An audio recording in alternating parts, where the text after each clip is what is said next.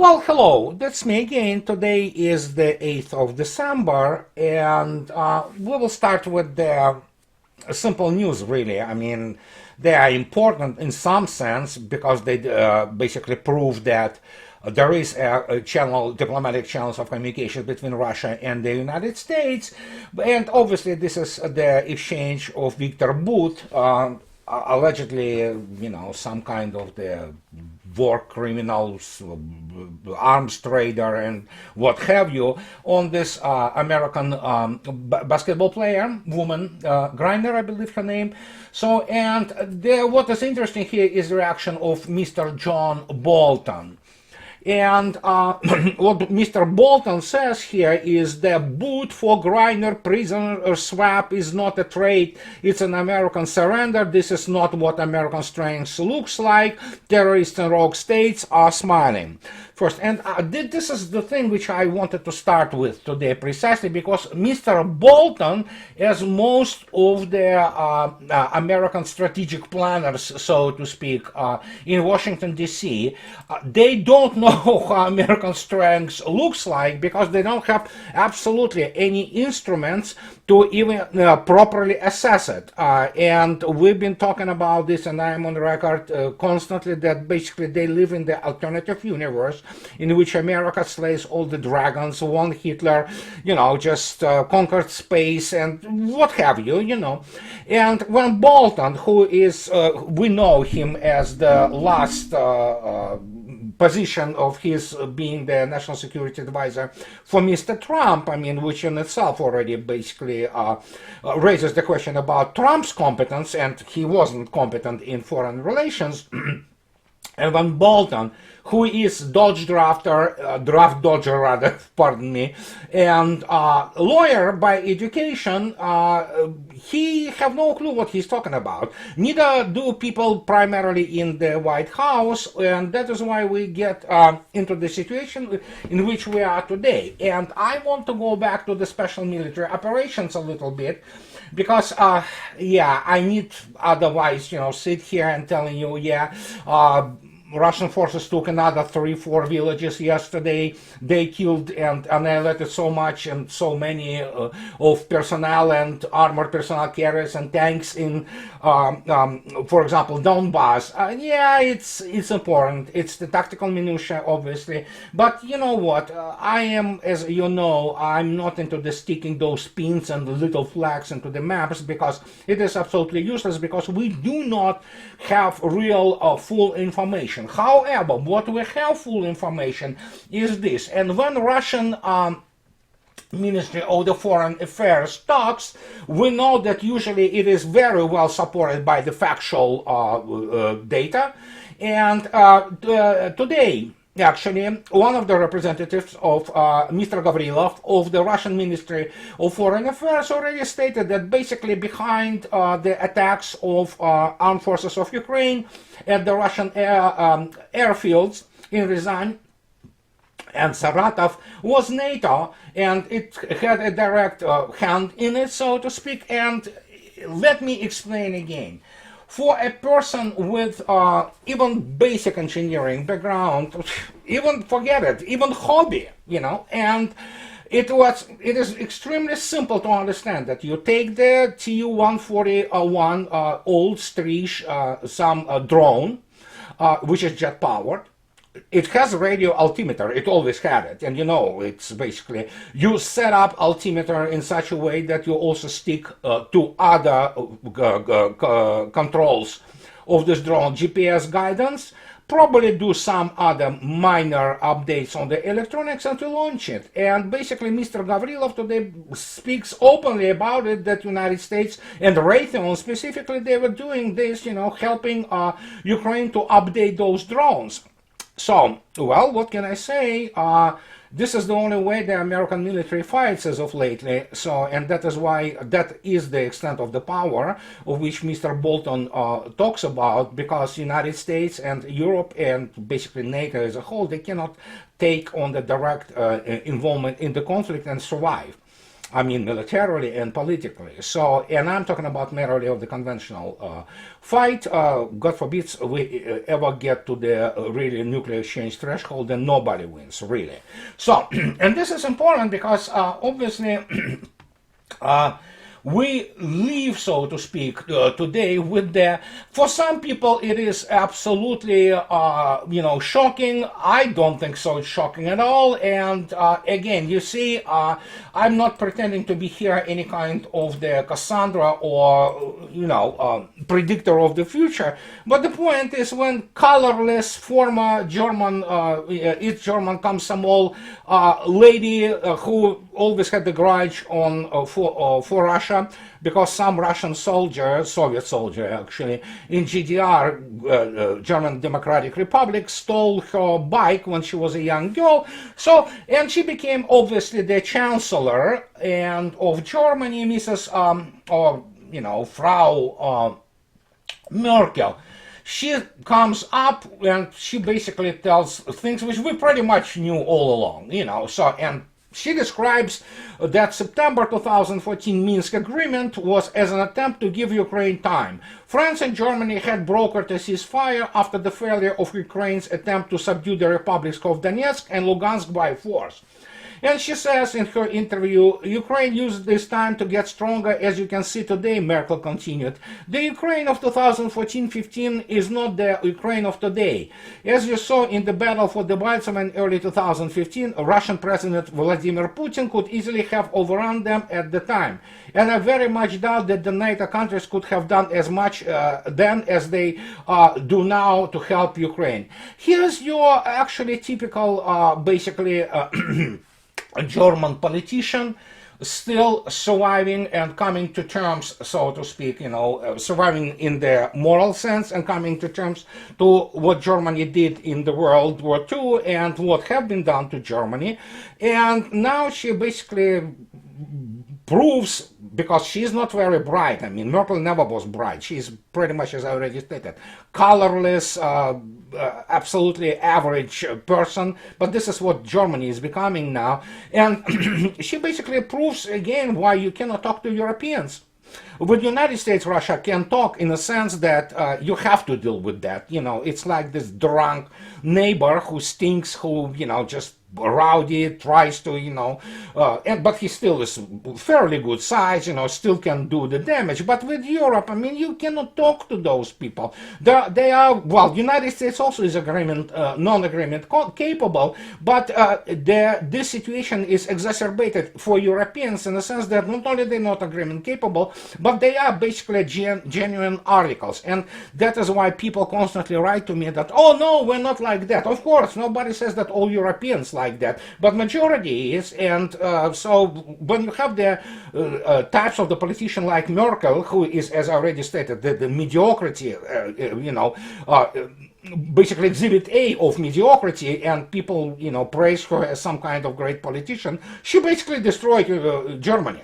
She was one of those primarily drivers behind driving Germany into the ground due to some kind of local, regional, I would say even provincial political issues which she was playing to maintain her power, and whatever Christian Democrats she headed them. So there you go. Everything you need to know about Merkel and everything you need to know about Europe in terms of how they view basically special military operation. And again, they lie. That's what they do. And that shouldn't be any basically kind of a surprise to anybody, because how do you know that politician is lying? His lips are moving. So basically, practically every single politician in the West lies. That's what they do. They have PhDs in lying. And as you can see yourselves, we begin to basically get more or less general understanding, hopefully, which also spreads around not only this locality, but to people outside the circle which watches my videos and videos of my colleagues, so to speak, and who can make their own conclusions. So, and if Merkel wasn't bad enough, we obviously have a very large interview yesterday of Mr. Rybkov, Deputy Foreign Minister of Russian Federation. And it's a large interview in very reputable Russian Izvestia.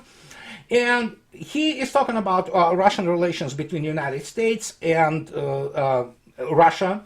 And this is where you begin to understand basically how bad everything is. And as I already stated, remove Europe from those considerations completely. They are nobodies, they are lapdogs, they will do as told. But here is Mr. Rybkov speaking about withdrawal from those consultations on START, which created a degree of panic in Washington. But this is what he talks about, and I will translate it for you.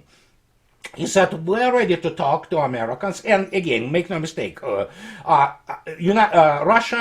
has to talk to the United States because the United States still remains the superpower, grossly exaggerated, but superpower nonetheless, and you have to talk to the nation which has a very serious nuclear arsenal. So here it is. And he's talking. We're ready to talk when and Americans will ripe for the continuation or resumption of their dialogue, and he said Russia will be ready.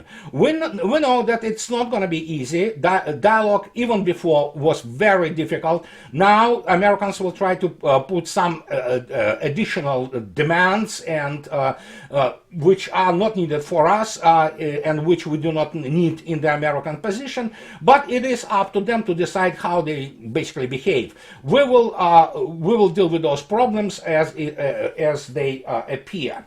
And here already, and he stressed that the one-sided concessions from Russia absolutely excluded. This is not an option. It's not even considered. And he's talking about that if Russia is ready to basically severing of the diplomatic relations with the United States, Rybkov is pretty much on the record, and he says, you know what, we are not looking for it, obviously, but it is entirely up to the United States. He says we still have to maintain some kind of the diplomatic channels, and as you saw yourself with the exchange of boot and grinder today, evidently they do exist, and it's inevitable, and they better exist. But as I already stated, that if United States decide to break, basically and sever the diplomatic relations with Russia, I don't think so anybody will be surprised at all. The fact is, this is one of the scenarios, this is one of the contingencies which is viewed in Russia, and I'm pretty sure the appropriate planning is done. And when you see yourself, even by the headlines of what I'm talking about today, and about the issue of the special military operation, we have to understand that the world is coming through the unprecedented change. Let me tell you, even the collapse of the Soviet Union, for all its gigantic scale and for its all gigantic influence of the international relations, it was kind of intermediate situation. It was huge, it was, earth-shaking, but it is nowhere near to what we're observing today. And again, I was there. I was involved in the collapse of the Soviet Union directly, and this affected me for the rest of my life. But point is, oh my God, that's chicken feed. It's nothing compared to what we see today. And let's not, as I always state, and I'm always on record, lose the sight of the main prize and the main framework, especially when we talk about special military operations and the fact that Vladimir Putin, and we already have to be completely aware of the fact that pretty much there is a Putinology which is beginning to emerge as the legitimate field of study in the West, and especially among those people in Britain, and especially MI6. And when Vladimir Putin says that, yeah, this war is for a long time, again, you have to interpret what he means, but MI6 immediately comes up and states obvious yesterday. So, and they state that Russians are going to go onto the strategic defense. Really, wake up, people. Russia have been on the strategic defense, which doesn't mean that you do not conduct offensive actions. In fact, very often this is where it all leads to. But yesterday, MI6 gives this amazing analysis, quote unquote, stating obvious that Russia is on the strategic defense and that the main point of Russia is to exhaust the West. Yeah, Ukraine is the secondary issue here. It is the fact that basically we need to take a look at the picture that Russia is fighting the combined West, and combined West being cowards, which it have been for the last few decades. I mean, it can fight only, second, third-rate enemies. It doesn't want to get involved directly because they know their outcome. But fact is, because Russia is on the strategic defense, as MI6 states, well, everybody, including me, stated this for months now. But you have to understand, strategic defense doesn't mean that you only deal with defense. You still can attack. You still can conduct offensive operations. And that is what Russia is doing now in Donbass. And, every day you have like this and this hamlet, this and this village, this and this town fell to Russians. You will not find those reports in the Western media because that's the only thing they do, as most politicians. They lie and they misinform. But obviously, when we begin to look at the point of the special military operation from the point of view of the economic warfare, which is the primary warfare, which leads to the actually change of the political course of action of not only just countries, separate countries, but the blocks of countries, we get this. And suddenly, Politica talks about the aid to Ukraine. And we know that the stream of aid realistically was actually diminishing. It was decreasing. And that's what Politico writes yesterday, that the shifting needs of the battlefield and the unpredictability of Vladimir Putin makes long-term planning for Ukraine aid difficult. It is almost impossible to calculate Ukraine's actual needs for both in terms of military or humanitarian aid because the nature of the war is so rapidly evolving, said Samuel Charap, a Russian Eastern European researcher at RAND. But in the long run, every little bit helps both militarily and civil society. Well, it's all fine, but pardon me, I was on record since 2014 that the combined West doesn't know what is it dealing with, and obviously the fact that they don't understand what real war is. I mean, real serious war. And this is not my condescending attitude. I'm just saying they don't know. They don't know how to plan for it. They don't understand what they need for it, and we are beginning to see this constantly evolving as the process, so to speak, which basically reveals to us a highly dubious professional level of those planners, be them in Pentagon, let alone at the political top, which doesn't know, shit from Shinola, pardon my French. And this is what we need to understand when we talk about the situation with the special military operation, and we need to recall about this revelation, which is not really a revelation, that this basically the lying rag of New York Times suddenly recognized that Russian cruise missiles were made just months ago despite sanctions. Weapons investigators in Kyiv found that at least one Russian KH, which is X-101 cruise missile used in widespread attacks there on November 23 had been made no earlier than October.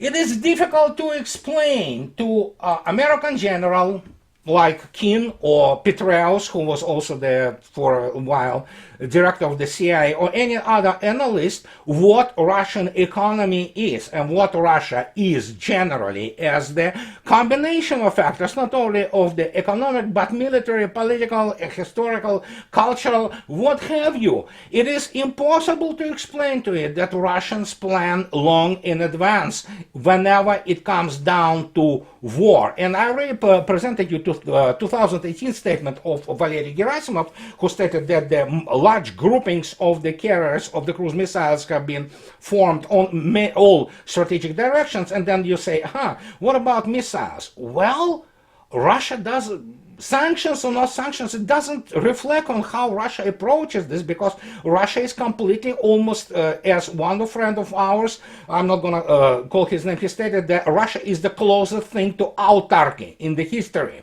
Because Russia practically supplies its own needs in practically everything, bar some few parts and issues of, let's say, very high level or very low nanometer topology chips. Other than that, my gosh, and here it is. Let me show you something which many people still do not get. There are news, obviously, that Russia defense budget, they noticed that, oh my God, Voice of America, that, oh my God, Russia increased the defense budget by 40%. Okay, sure, yeah.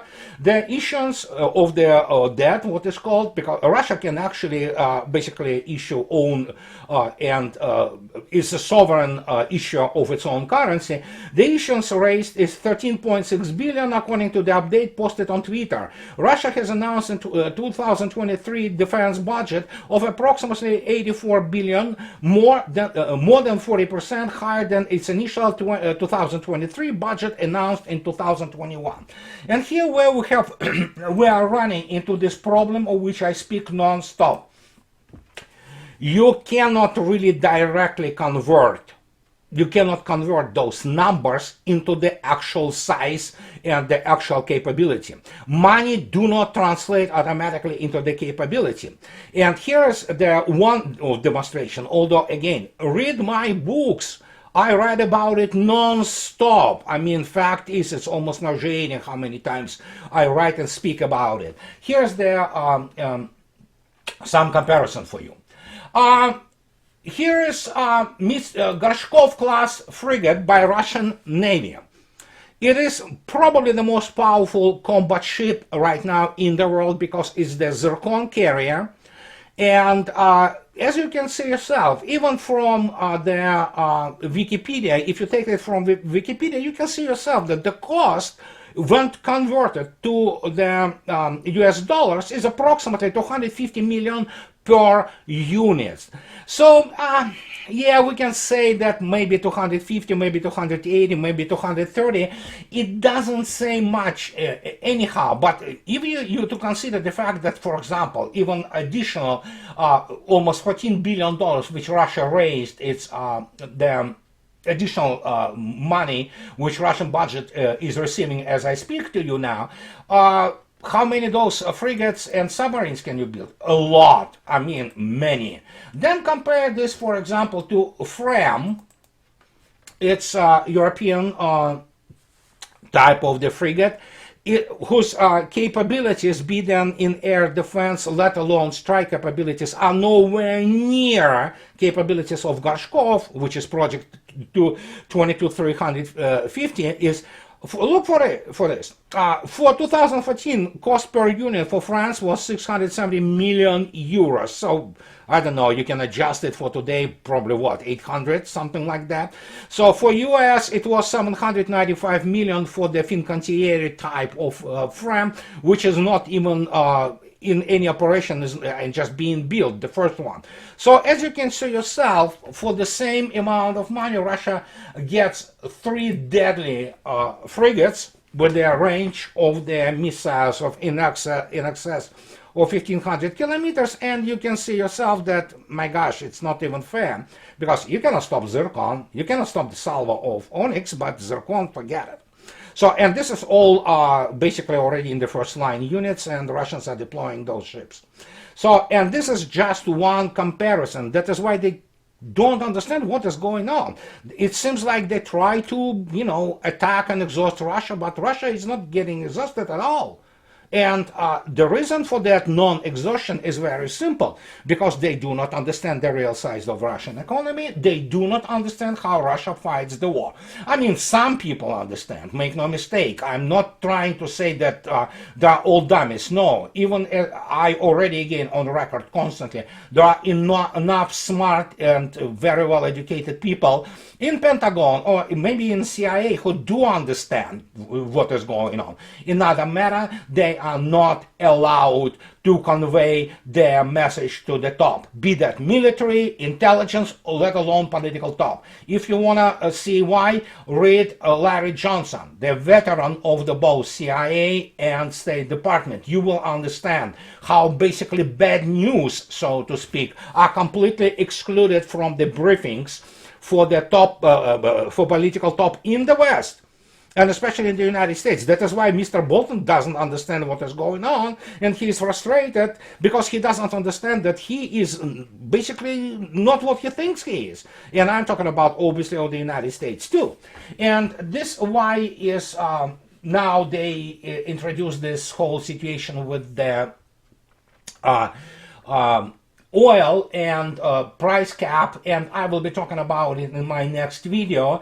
And it is worth basically paying attention to this, because obviously, again, we already know that it doesn't go that well, this price cap thing, and China buying Russian oil as there is no tomorrow.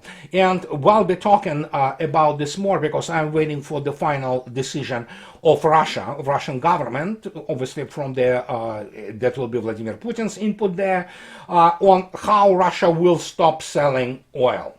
That's simple as that. For those who actually decided to introduce the price cap. And this price cap thing is obviously, it's NATO. It's NATO and European Union, so simple as that. And they will live without Russian oil. So I'll be talking about this later, but this is what I needed to tell you today. And as always, apart from me being absolutely grateful to my wonderful patrons and people who support me, please continue to support me on both Patreon and buy me coffee. And those who like what I do, please subscribe to my channel. And you know what, have the nice rest of the week for you guys, and I'll be talking to you later. Bye bye.